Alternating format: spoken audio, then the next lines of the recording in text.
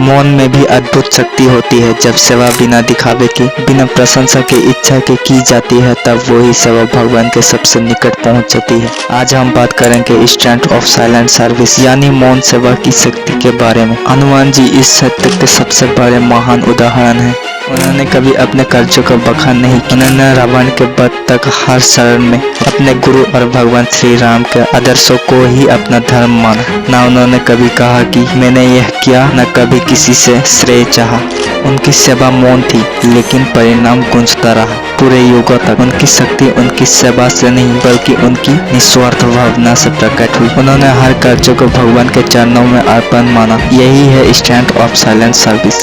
नमस्कार दोस्तों, आपका हमारे यूट्यूब चैनल महावीर महातो कुर्मी में स्वागत है। अगर आप चैनल में नए आए हैं तो चैनल को सब्सक्राइब करके वीडियो को एक लाइक कर दें। तो चलिए आज की वीडियो शुरू करते हैं। मौन सेवा का अर्थ है अपने कार्यों से बोलना, शब्द से नहीं। जब हम सच्चे मन से दूसरों के लिए कुछ करते हैं बिना दिखा, बिना स्वार्थ, तब वो कर्म ही भक्ति बन जाता है। हमारा हर छोटे काम, हर निस्वार्थ मदद एक मौन प्रार्थना बनकर ईश्वर तक पहुंचती है। मौन व्यक्ति कमजोर नहीं होता, वो अपने भीतर एक विशाल शक्ति सो जाता है।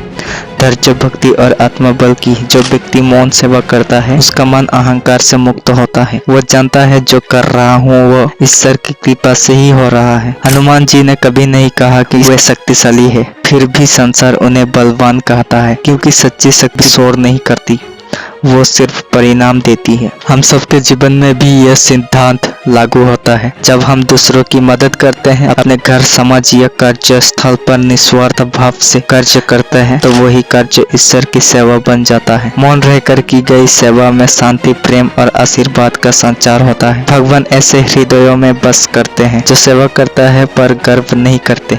इसीलिए याद रखिए, शक्ति शब्दों में नहीं कर्मों में होती है। सेवा का असली अर्थ तब पूरा होता है जब हम बिना किसी प्रशंसा की चाह के केवल प्रेम और श्रद्धा से अपने कर्तव्य निभाते हैं। हनुमान जी की तरह मौन रहकर सेवा कीजिए, क्योंकि मौन सेवा की शक्ति है, आपको परमात्मा के सबसे निकट ले जाती है। जय बजरंगबली। धन्यवाद।